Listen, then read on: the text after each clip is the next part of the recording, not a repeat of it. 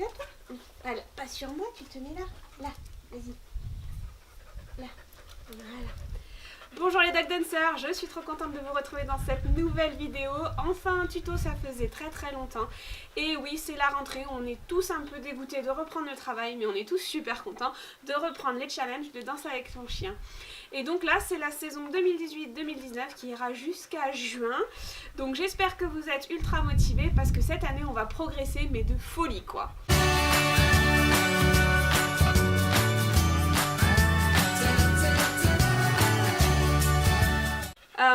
Du coup, pour tous ceux qui ont regardé ma vidéo sur la révélation que j'ai eue pendant le deuxième trimestre de ma grossesse, il est beaucoup plus difficile de bien maîtriser un tour facile que de mal maîtriser un tour difficile.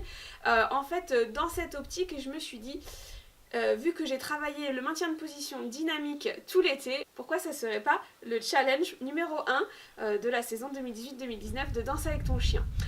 Et comme par enchantement, ou peut-être télépathie, ou je sais pas, mais Sinotopia, l'éducatrice, une des éducatrices que je vous conseille de suivre fortement parce qu'elle est vraiment géniale, a réalisé une série de vidéos, dont une vidéo sur le maintien de position dynamique. Donc je vous mets le lien juste ici. Parce que comme ça, moi, ça m'évite de trop bosser. Non, je rigole, je vais quand même vous parler du maintien de position dynamique.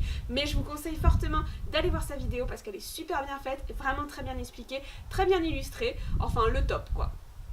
Donc en fait, on avait déjà fait un tuto sur le maintien de position statique. Donc pareil, je vous mets le lien de la vidéo juste ici. Le maintien de position statique, c'est demander au chien de rester dans une position juste en donnant un ordre, en attendant l'ordre libérateur pour sortir de cette position. Eh bien, le maintien de position dynamique, c'est à peu près la même chose, sauf que c'est un ordre qui est en mouvement. C'est un tour qui est en mouvement. Donc aujourd'hui, pour le challenge numéro 1, je vous propose 2 tours qui sont comme ça, on dirait très faciles. Mais bon, quand on doit mettre en place cette technique du maintien de position dynamique, ça quand même, ça augmente un petit peu le niveau des difficultés. Et du coup, ces 2 tours, c'est le vrille et le 8. Donc le vrille, en fait, moi j'appelle ça vrille parce qu'il faut trouver un nom, c'est le chien qui tourne autour de soi. Et le 8, c'est le chien qui fait un 8 entre les jambes du maître, mais ça je pense que vous le saviez déjà. L'étape numéro 1, c'est de leurrer avec une friandise pour apprendre au chien qu'on veut en fait qu'il fasse le tour de nous, voilà, étape par étape, donc très progressivement. Une fois qu'il a compris, et ça doit être assez rapide, l'étape numéro 2, c'est de leurrer sans friandise et de récompenser quand même. Hein. Et une fois que le chien a, selon vous, capté qu'il fallait qu'il tourne autour de vous, et bien vous rajoutez assez rapidement l'ordre, donc ça peut être autour, ça peut être vrille, ça peut être le mot que vous avez choisi. Et assez rapidement, en fait, on va supprimer le leurre. Donc ce qu'on va faire, c'est qu'on va faire en sorte que le chien maîtrise bien un tour. Donc par exemple, on dit vrille et le chien fait un tour autour de nous. Puis ensuite, on va commencer à apprendre au chien à réfléchir. C'est-à-dire qu'on lui dira vrille, il fera un tour, mais on ne le récompensera pas à ce moment-là. On va attendre qu'il réfléchisse. Peut-être il va se dire, attends, je recommence. Et là, il va comprendre que par exemple, s'il fait 2 tours, il va être aussi récompensé. Et donc, de manière aléatoire, après, il faudra récompenser votre chien quand il fait 1 tour, 3 tours, 2 tours, 4 tours, 2 tours, 1 tour, 3 tours, 4 tours. Voilà. Et au fur et à mesure, il va comprendre que il faut que le tour soit continu jusqu'à temps que vous ayez donné l'ordre libérateur. C'est là qu'il ne faut pas oublier en fait quand vous récompensez votre chien. Et il est très important de finir l'ordre avec un OK. OK. OK sera considéré comme l'ordre libérateur qui délivrera le chien de ce tournis infernal autour de vous. Pour le 8, là on va faire plus simplement parce que je pense que la plupart d'entre vous maîtrisent assez bien le slalom. Sinon je vous conseille d'aller voir la vidéo pour apprendre à faire le slalom à votre chien. Donc je vous mets le lien juste ici.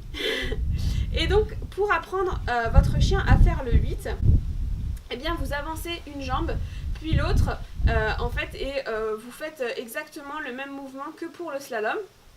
Et au fur et à mesure, vos jambes vont se déplacer de moins en moins, elles vont juste plier et plus se déplacer d'un pas en avant.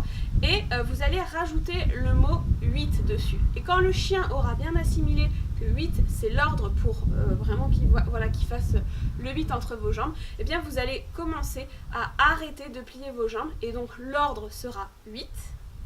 Donc le chien fera 2 tours autour de vos jambes, enfin un tour autour de chaque jambe. Et une fois que le chien maîtrise bien ce 8, en une fois, et bien c'est là où vous allez rajouter le maintien de position dynamique en récompensant 2, 3 tours, 4 tours, 2 tours, 3 tours. Il faut que ça soit fait de manière aléatoire et pas crescendo parce que sinon ça perturbe le chien et il a l'impression qu'il faudra toujours qu'il en fasse plus pour qu'il soit récompensé. Donc si vous voulez réaliser ce challenge de danse avec ton chien, je vous invite à rejoindre notre groupe Facebook Danse avec ton chien si ce n'est pas déjà fait, sinon je vous mets le lien en dessous de la vidéo. Donc une fois que vous maîtrisez ce tour, donc vous avez tout le mois de septembre pour vous entraîner et même plus si vous voulez parce que on vous laisse un mois mais c'est histoire de dire quoi. En fait il y aura un nouveau challenge dans un mois et peut-être vous serez encore en train de travailler ce tour là mais c'est pas grave, on sera toujours ok pour regarder vos vidéos et avec grand plaisir. Donc une fois que vous avez l'impression de bien maîtriser le vrille ou le 8 ou les deux, vous faites une petite vidéo, vous postez sur le groupe Facebook et avec Juliette et les autres membres de Danse avec ton chien, on se fera un plaisir de regarder, de commenter, de vous dire éventuellement comment vous améliorer, si vous avez un petit bug, comment vous débugger. Voilà, surtout le plus important c'est amusez-vous, mettez un petit pouce bleu si vous trouvez ce challenge intéressant, abonnez-vous à la chaîne si ce n'est pas déjà fait, activez la petite cloche pour être sûr d'être informé des prochains challenges Danse avec ton chien. Il y a aussi le blog Danse avec ton chien qui regroupe énormément de tutos, d'idées d'enchaînement, d'articles autour du dog dancing, de présentations de membres, donc n'hésitez pas à aller faire un tour, je vous mets le site internet juste ici, vous le retrouverez aussi en description de la vidéo. Voilà, je vous fais plein de gros bisous, il y a des super vidéos qui vont arriver ce mois-ci, donc restez connectés et je vous dis à la prochaine, salut!